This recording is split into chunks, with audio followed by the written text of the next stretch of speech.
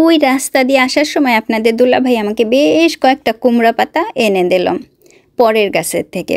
সেই কুমড়া পাতা বাসায় নিয়ে এসে ভালো করে ধুয়ে পরিষ্কার করে কুচি কুচি করে নিয়েছি।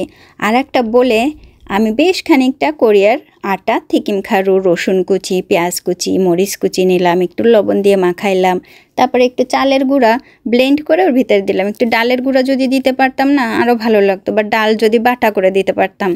তো ভালো করে একটুখানি পানি দিয়ে ওটা মাখাই নিয়েছি, একটু লবণও দিয়েছিলাম। বেশ ভালো করে মাখালে এরকম অল্প হয়ে যায়। তারপরে তেলের উপরে একটু একটু করে এরকম ভাজা দিলে আরও মজা হয়। এইখানে যদি আপনি একটু ডাল বাটা দেন তাহলে 100তে 100। মানে আমার এটা 99% ভালো হয়েছে, কারণ ওই যে আমি ডাল বাটা দিতে পারি নাই সেজন্য।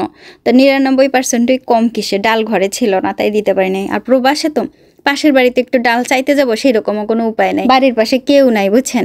সেই মজা হয়েছে কুমড়া পাতার বড়া।